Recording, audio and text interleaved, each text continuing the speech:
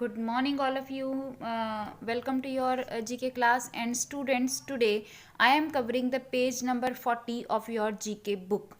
The name of the page is Emperor and Kings. In this page, we have to be learn about some famous emperors or kings of the world. And first of all, we have to be read the question that given below are the description of some famous emperors and kings.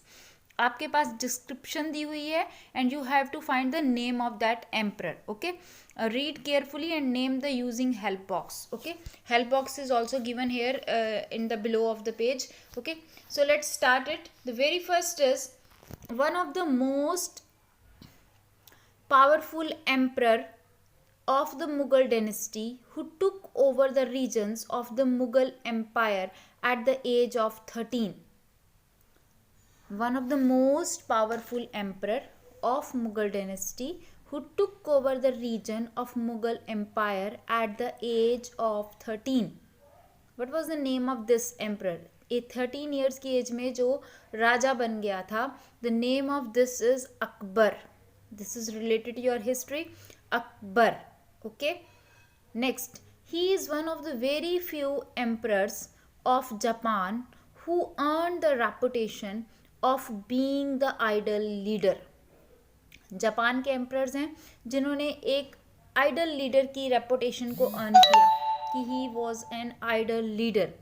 Then the name of this emperor king is Akihito. Akihito, AKIHITO, अकीहितो.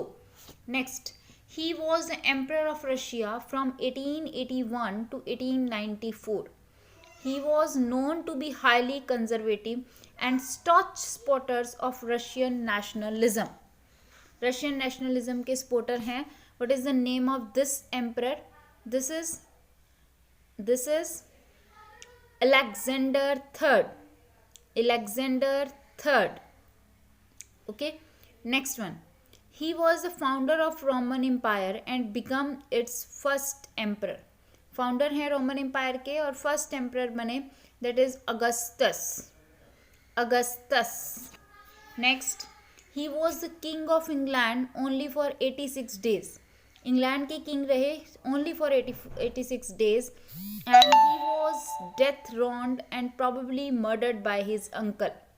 और उनके uncle ने उनका murder कर दिया. He was Edward, the king Edward. Okay. Next, he was the longest living ruler in modern history. He was the emperor of Japan for nearly 63 years. Longest living ruler है modern history में और emperor of Japan रहे nearly 63 years. The name of this person is Hirohito. Hirohito. Hirohito. Okay.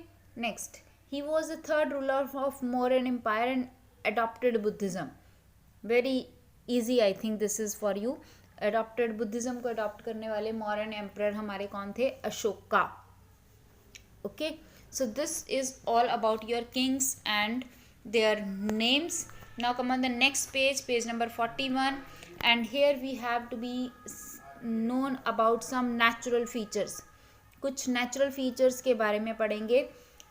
Let us read the question first. That our earth is made up of many natural features given below are the brief description of some of these natural features. Unscramble the letter to get the correct name. Okay, हमें jumbled words हैं और इनको correct name get करने के लिए लिखना है. ठीक है. The first one is a deep and narrow river valley with steep bank. Deep, गहरी, और नैरो, कम चौड़ी जो रिवर वैली होती है जिसका स्टीप बैंक बिल्कुल किनारा जो है बिल्कुल खड़ा हुआ होता है, एकदम स्टीप वो होता है, तो हम उसको क्या कहते हैं? That is known as canyon. That is known as canyon. CANYON.